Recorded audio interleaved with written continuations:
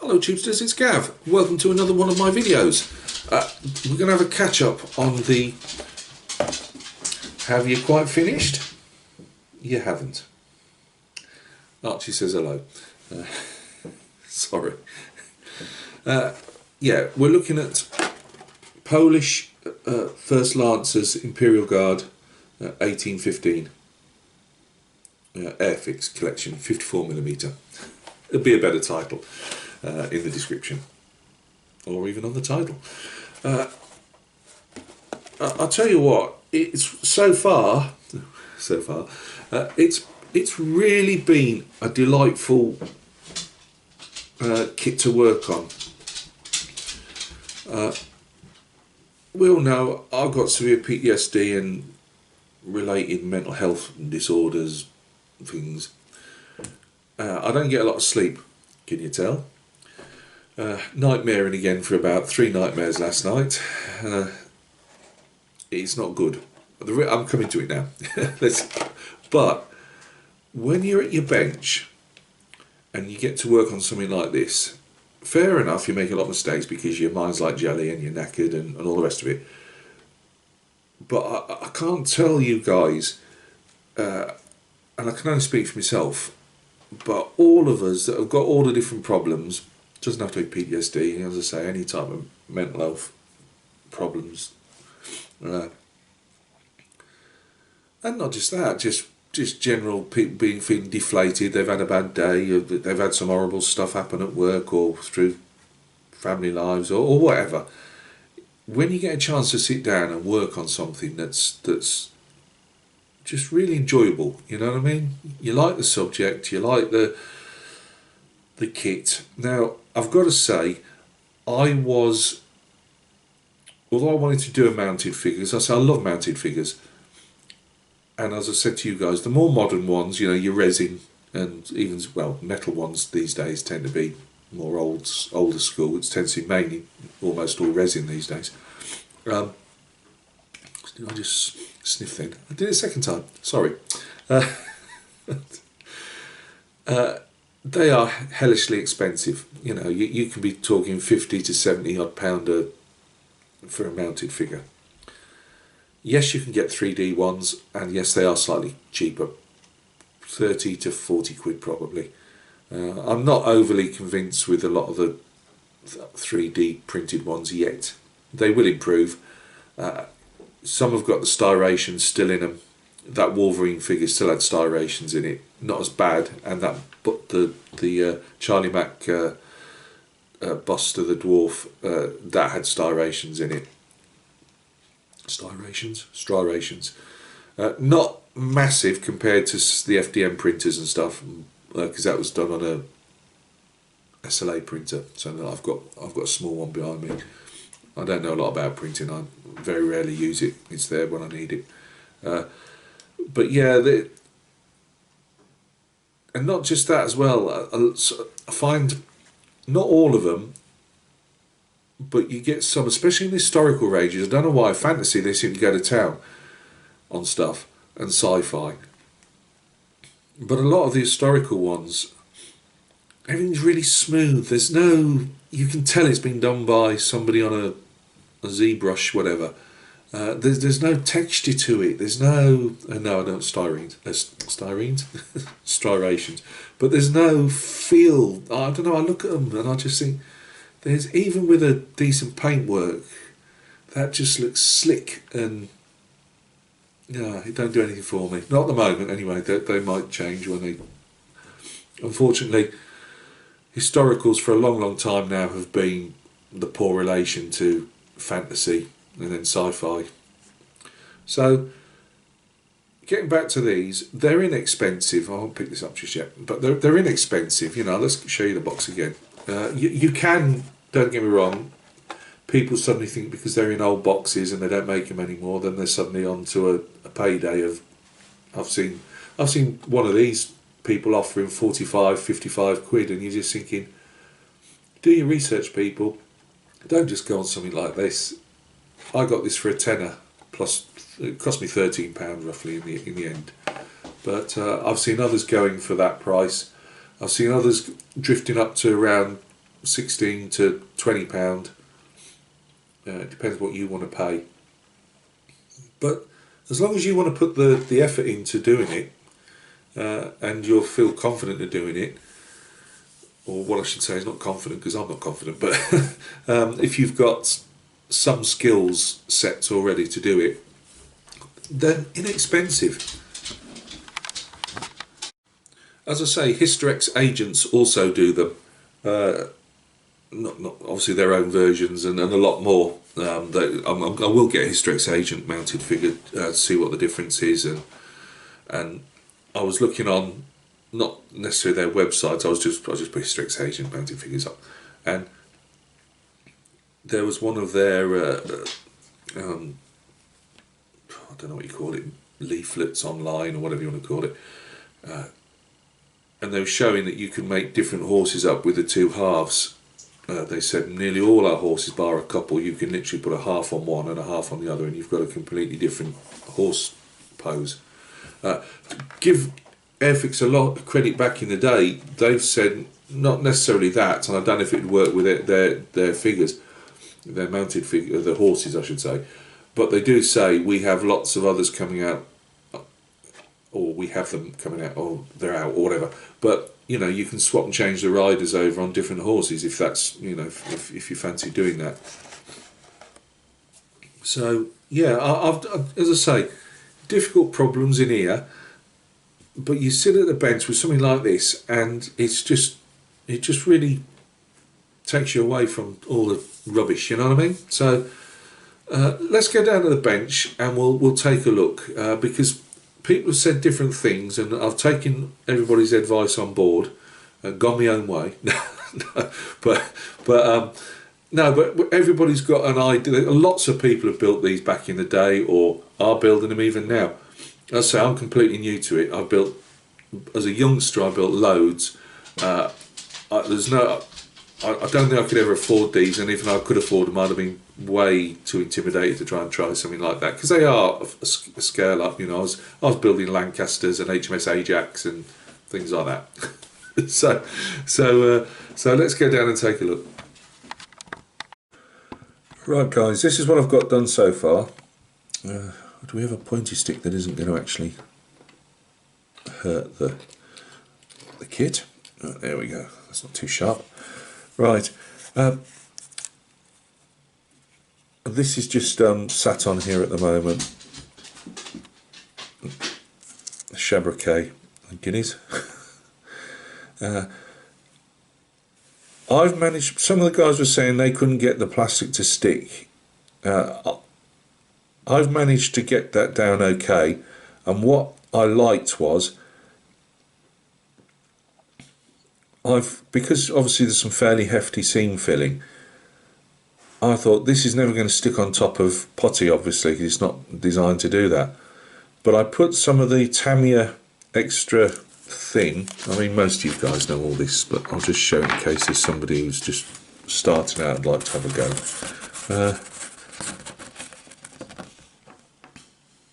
Come on, Gav.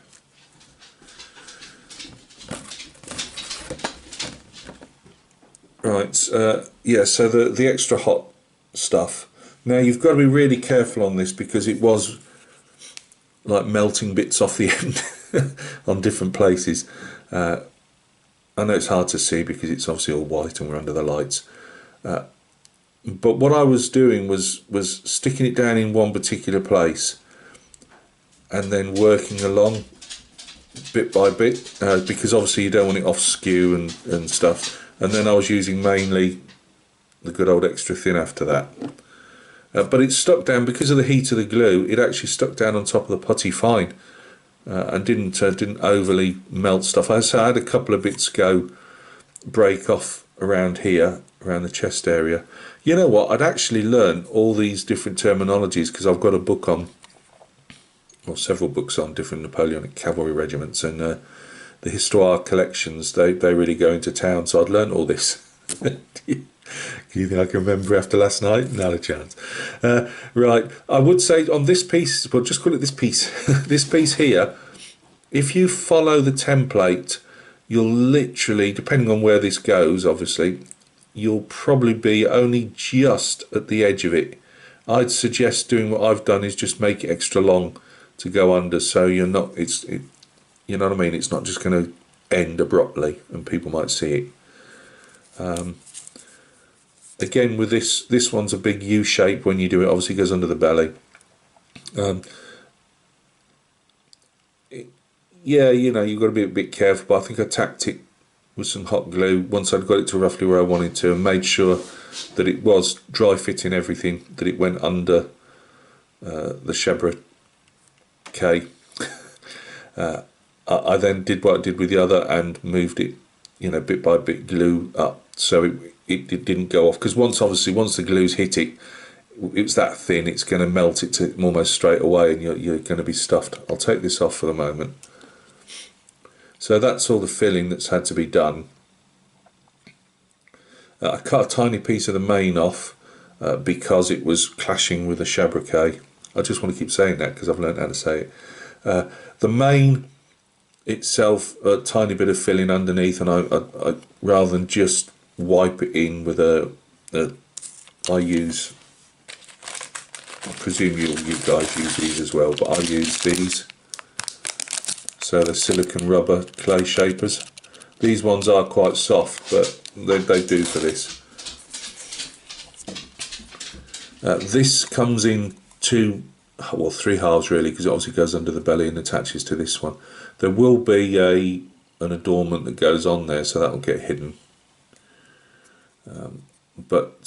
Yeah, again, I glued it where I wanted in place here, and then worked it up. We have another one that goes around the neck. There's a gap between it. Obviously it doesn't sit completely flush over the top or whatever, because obviously you've got the jaw there and that, so there's a bit of horse showing through there.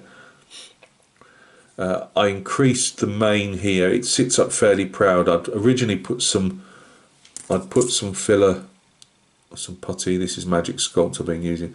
I put some underneath just to fill it up, and then I thought, you know what, it looks really flat like that, so I've added a bit extra putty on. I don't know how that's going to look in the end, but we'll see. I'm going to look like I'm going to have to make some teeth once I've got the bit. I think it's called the bit, isn't it? Once I've got the bit goes in there, I'll have to make some teeth up out of putty, because I don't believe they supply you with any. That's the same there. I've got a bit of a join there. As I say, I'm not very clever with this stuff, so it's just learning. This might look a bit overkill. If it looks really bad, once I've put it in with some filler, this is extra, those, you know, with the fluffy hair that grows over. It was already moulded on, but it was really soft, so I've added my own. But I've tried to make it not exact in all, you know, some different bits, and did it slightly. It's usually got a few feathers up at the back of the legs as well, so I've done that as well. So that's what we've got done with the horse. He's not glued on, as I say. I bodge him in there, and it's easy to handle it. I mean, I detach him to do all my sanding and stuff. But although there is obviously the seam lines, and obviously people like old Tom could make a, you know, not that he ever really wants to do horses, but he can hide a seam line, like Shamey, you know, they do their cars and there's not a seam line showing. Gary from Gary Stuff. Well, we could go on, couldn't we? I'm not one of those people, but when that goes over, that covers, all that's covered, all the top bit that people see is covered really. This bit is very thin at the neck here, you can hardly see it, so that should be fine. And underneath, I would think that should be covered over as well, even if I haven't done a great job, which we'll see under primer. So that's our horse. Chevra K. You can see I've been working on that, still dusty and that, but and I need to do that better there. I've just noticed how rough that is. This is the saddle cant. Hey, I remember that. Yeah, see, you learn such a lot. I've only been painting Napoleonics for hundreds of years, and yet I still can never remember anything. Yeah, I've made my own. I can never remember. Is it the great coat that goes under? I believe it's the great coat that goes under there. It doesn't have it, and there's a big hollow gap otherwise, so I put that on when it was still mixed up and wet, if you want to call it that, and then placed it on so I could get roughly the shape. Now there's still a bit of a gap under here. Now quite often you actually see a bit of a gap sometimes because of the because this is obviously just a blanket that goes over, well, an embroidered blanket if you want to put it that way. But I will fill a bit more in once she's finally stuck on. Now the problem I'm going to have is I don't want to stick this on and paint the figure, because I'm not going to get under the shabriquet. There's two ejector pin marks there. You need to just fill. Now with this, it's not the same colour normally that I've ever seen anyway. It's not the same colour underneath. It's normally like not hessian, but it's like a linen backing to the fancy stuff on top. Now most of the times it appears and I'm going off more reenactors' photographs, but it appears to be more like just a normal beigey type of fabric, which gets really gungy, as in that's an old army word for dirty, because obviously it's rubbing around the horse all the time. So, but that's like an off linen-y type colour, I don't know, whatever you decide. But they also used, by the look of the reenactors, ticking. And ticking is those, if you see my Napoleonics, all of us that do Napoleonics quite often like putting stripy trousers occasionally, and it seems to be like it's usually blue and white, but you can have it blue and white and red stripes and that, but it's a stripy material, and it seems to be used for just about everything in the era of the Napoleonic Wars, from making extra trousers up when there was no other material for the soldiers to doing things like this. So I have seen a couple of photographs of reenactors with their horses with the blue stripe underneath. No, I'm not doing that. I'm a glutton for punishment, but not that much. So we're going to be seeing something around this area here, probably. I know you'd have to pick the figure up probably to see it, but obviously because it's out like that, I want to get that painted, and the horse, because obviously I'm going to either be missing bits of the horse then.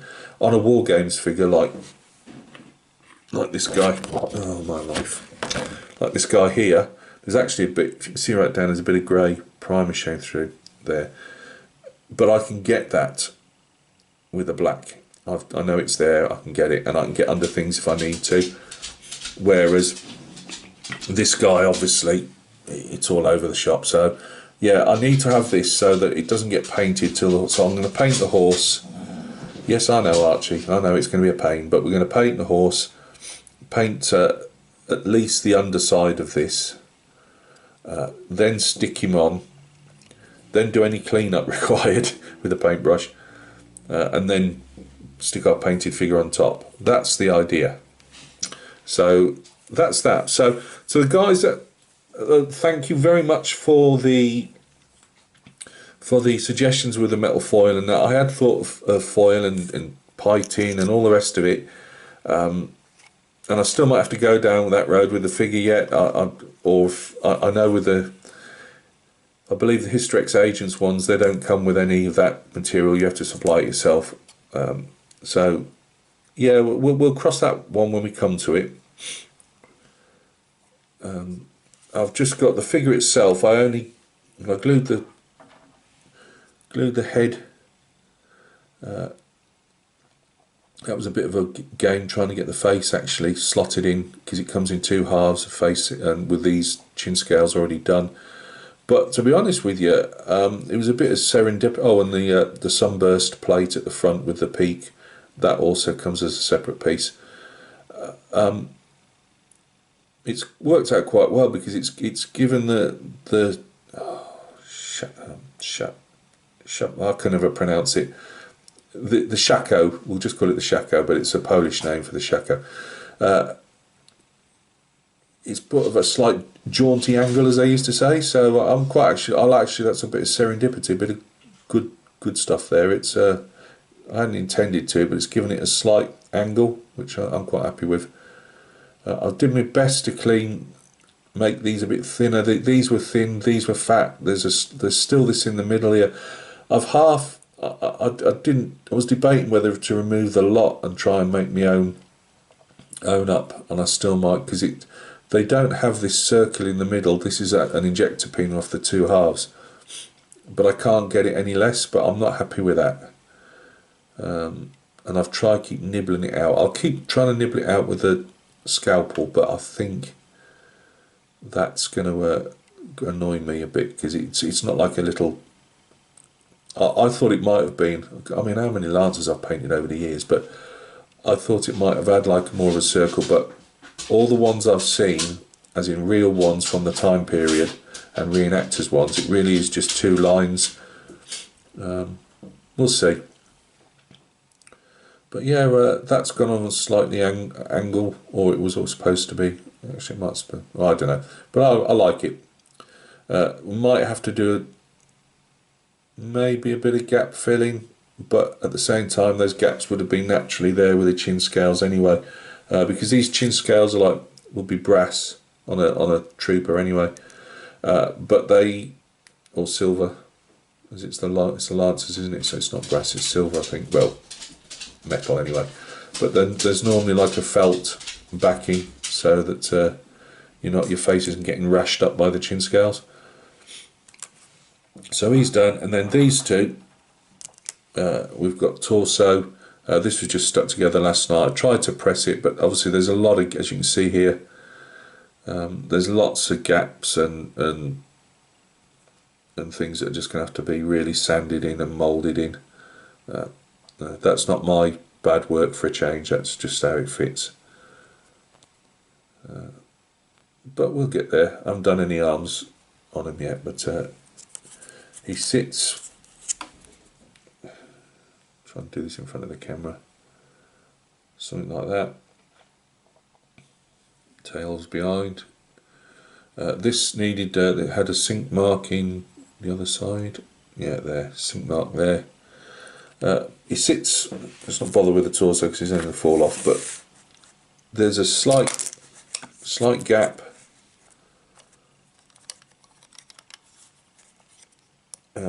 as in he's not sitting properly, but he's stood in the stirrups anyway, so his arse isn't up, his bum isn't going to be always sat flat, completely flat in, if that makes sense. So I don't actually mind that too much. Oh my life, we'll get there in a minute. Yeah, so it'll just be decided before I start painting him how close in I want him sitting. Do I want him sitting back slightly or forward?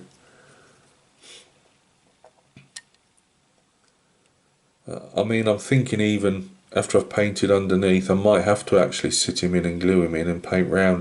But I don't really want to do that because of obviously gaps here and there. So we'll work it. I've got a feeling there's going to be a bit of cleaning up paint-wise when it's done, which will be a shame. But I don't think there's any way around it. So yeah, this isn't going to work, is it? But let's just stick him on. Let's try it. Come on, play the game. There we go. No, the head's not going off, so it'll fall off. But yeah, I'm really enjoying it. Now, I'm saying I'm really enjoying it because probably that's been the easiest bit, sticking it direct to the horse, which is all. It was mainly seam filling. I think I can pull the paintwork off, but it was mainly seam filling and making all the straps up with plastic card or any other tin foil, sticky foil, masking tape, you name it. That's going to be the big test.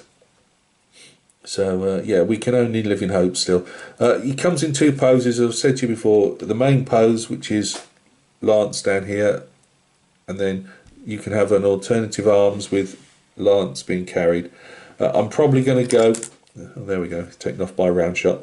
I'm going to go with the original one just because of the way the horse is posed. He's leaning over very slightly. Yeah, I think that'll work well. And it doesn't necessarily mean that he's about to skewer some unfortunate foot soldier. He could well just be scouting ahead before the main armies clashed, keeping the flanks safe, that type of thing. So I'll put him on a base, but nothing humongous. It's not going to be a dio or anything like that. It'll just put a bit of context to him. But yeah, really looking forward to it.